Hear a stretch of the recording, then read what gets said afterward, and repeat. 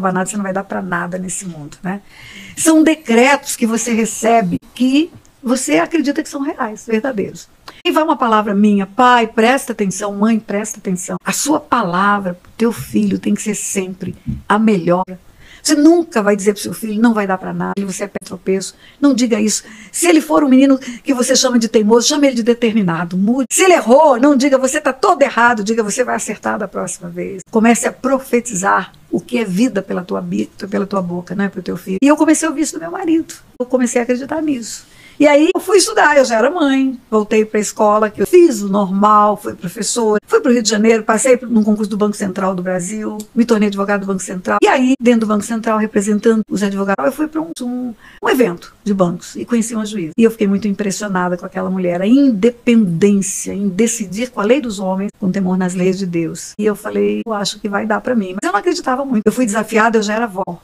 A minha neta Gabriela já tinha nascido. E aí eu cheguei em casa e falei, eu recebi um desafio de fazer um concurso para juiz. Olha o tempo que passou, já não é mais tempo de 13 horas e horas para estudar. Eu era funcionária do Banco Central, eu já era uma mãe, tinha filha adolescente, tinha filha casada. E o Otto olhou para mim com a cara mais linda do mundo e falou, e por que não tentar? E eu tentei e passei no primeiro concurso que fiz. No primeiro. De tudo que a senhora está me contando, a senhora acredita que existe uma linha mestra de Deus, ou seja, Deus escreveu sua história. Tem um plano quando nasce. E que a gente pode alterá-lo com as escolhas, ou pode colocar tudo na mão de Deus e ele guiando nosso destino. Depender dele o tempo todo, caminhar com a direção dele.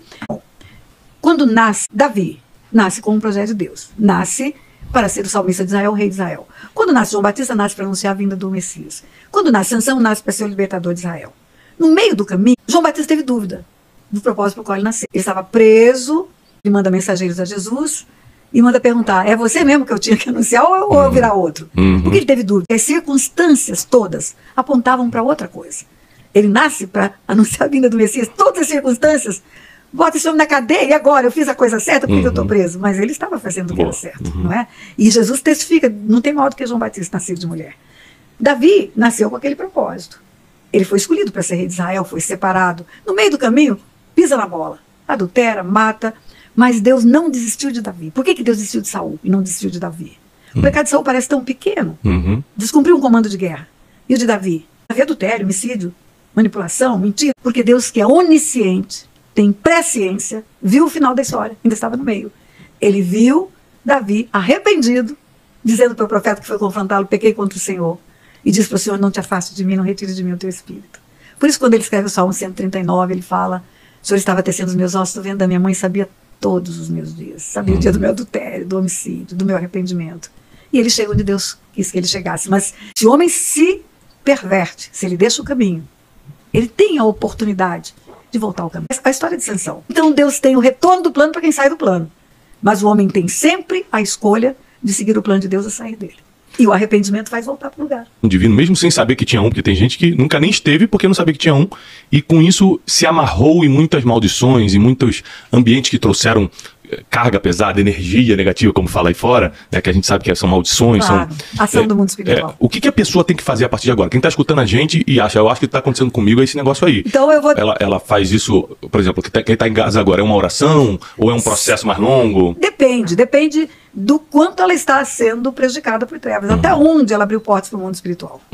Eu falei em portas várias vezes. Imagine que isso aqui, Tiago, é o mundo natural. Imagine que para acesso ao mundo espiritual tem que passar por uma porta.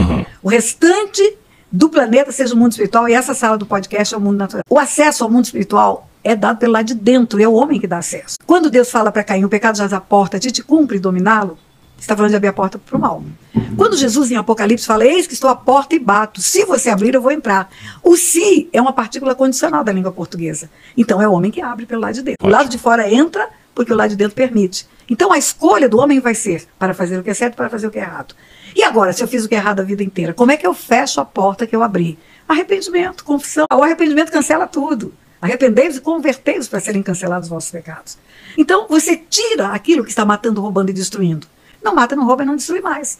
E coloca quem? Quem dá vida abundante. E as coisas vão começar a acontecer. E não é um clique, não é um acesso de mágica. É aplicando na modalidade as leis espirituais. O que está escrito na lei é para fazer.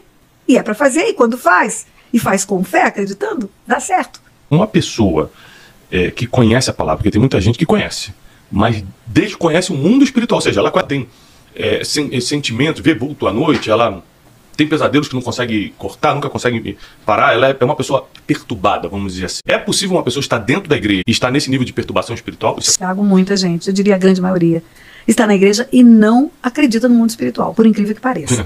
Eu sei disso. Então, nesses anos todos, 40 anos ou mais, trabalhando com libertação, a gente recebe muita gente que foi até a raiz dos cabelos do Império das Trevas e vem buscar agora a luz, porque viu que deu tudo errado lá.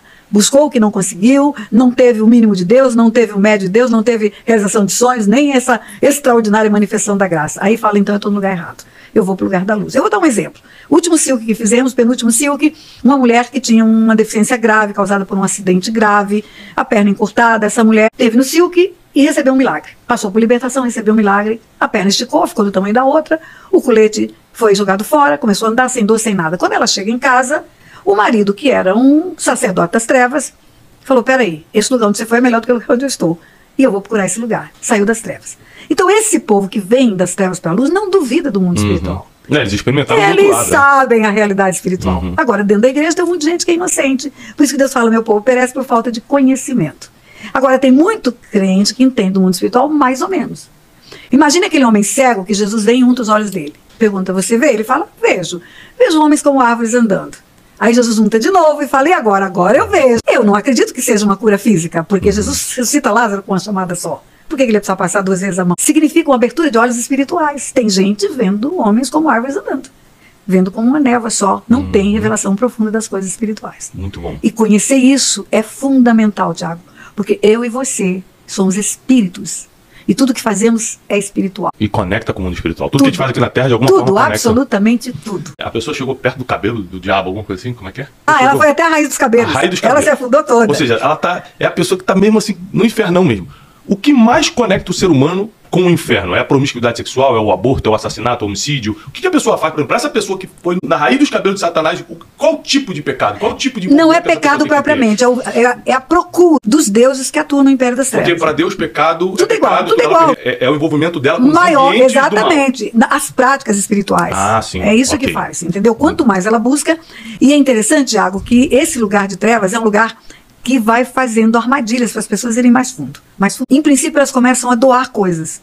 Esses seres espirituais, eles doam coisas para as pessoas. A pessoa vai pedir e tem resposta. A Bíblia fala isso.